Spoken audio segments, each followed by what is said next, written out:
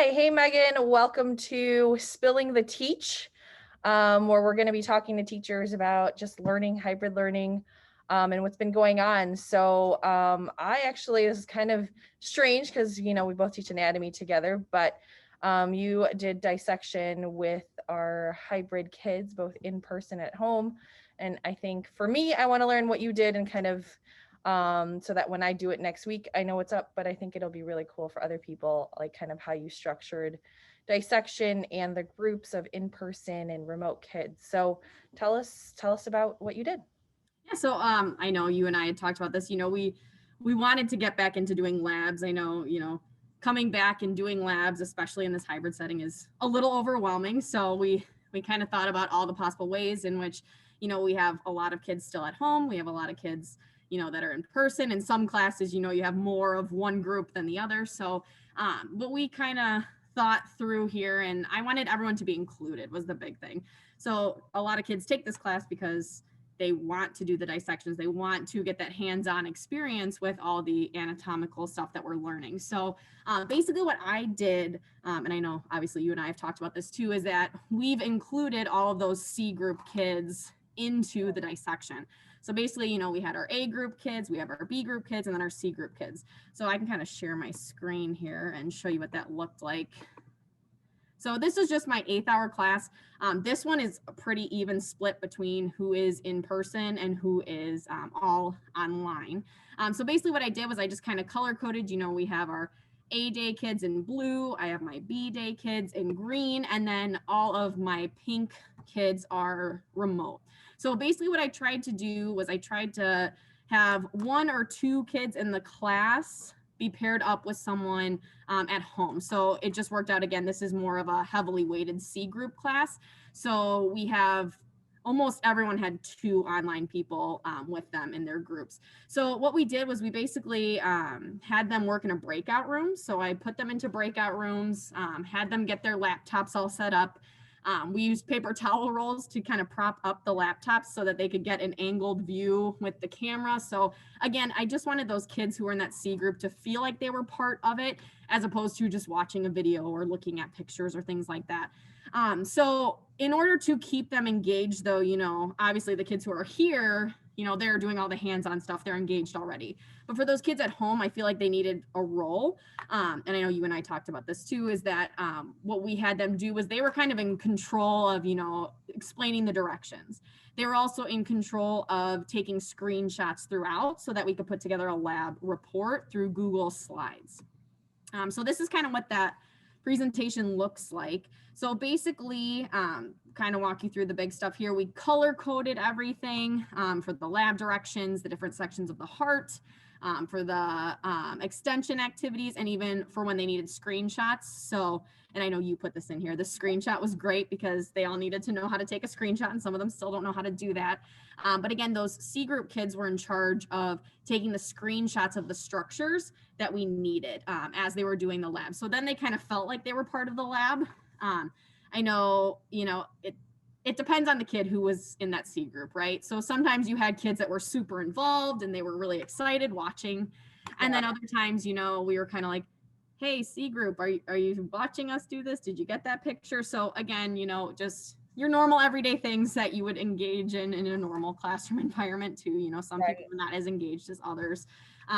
But again, just throughout, those people online were taking screenshots and they kind of felt like they were a little bit more part of the class.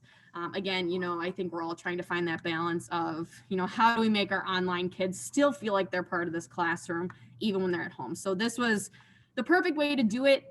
Again, it's not the ideal setup. Normally they'd be sitting next to their partner, dissecting together and helping each other out. And this time we had everyone, have their own heart and dissect. But what was nice is, even in these smaller groups, I kind of enjoyed it a little bit more. Usually dissection is crazy when you have like 20 kids all dissecting the same day. It was kind of nice in these smaller groups because they could really get their questions answered. I could explain more to kids as I talk to them. So I kind of want to think about maybe in future years, how could we make it a little bit smaller groups, like maybe alternate days or something like that. just to ensure, that everyone gets that attention that they need in order to understand what they're doing. So again, that those smaller groupings on different days actually I thought worked out better in the sense that I could help more kids on those days, Mhm. as opposed to, when sometimes I feel like I'm running around the classroom like crazy and it's like, Mrs. Sylverne, you said you were coming to me next, but we need, and it's just like mass chaos sometimes. So I will say that I did enjoy the smaller setting in that sense where I felt like I could help more kids. And do you think so the in-person kids, I'm sure that they liked having some sort of activity in school. What do you think about the kids at home? Do you think they appreciated this, or could we have done something different to make it more engaging for them?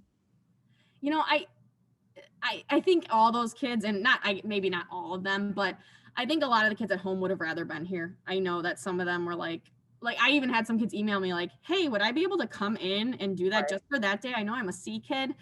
So again, I felt like we included them as much as we could, but it's not as exciting, when you're not touching the heart, when you're not actually seeing things. And I mean, you're looking through a Chromebook camera. You know what I mean? So it's like it depends on the partner they had too. So some of the kids did a really good job that were in the classroom, like talking them through, like, hey, I'm pointing to the aorta and this is where it's going here. So they were more descriptive, while others, may not have been as descriptive, which may have made the person at home a little confused, like, wait, what are you cutting through and what are you pointing to? So again, I mean, that's just something that I'll continue for the next couple of days as we continue dissection to really guide kids to say, really talk to those kids on the computer. Like, make sure you're not muted. Make sure you're able to tell them, what you're doing as you're going through the process, just so that they feel even more part of it. Right. And I think one of the things that we I'm kind of looking forward to is the kids building some more collaboration on stuff like this too. I Working totally agree. together.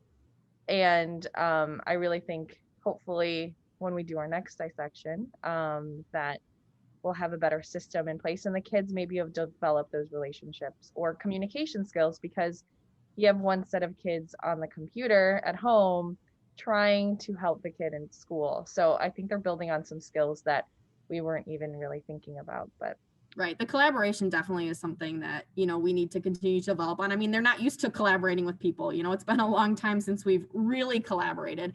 But I will say the collaboration that I saw just with the in-person kids, helping each other between groups, like saying, hey, like I found this, you can see it on mine. So that made it feel a little more normal. It felt more collaborative. But again, I need to explore more ideas on how to get, those kids at home more involved and feeling like they're part of that group, as opposed to like, I'm just the person taking pictures or I'm just the one who's reading the directions. Like, I want them to feel like they have an important role in the group, as opposed to just like, oh, well, I'm just here to take the pictures or something like that. for sure. All right. Well, thank you for sharing that. I can't wait to start dissection next week and then we'll see how it goes. But thanks. All right. Thank you.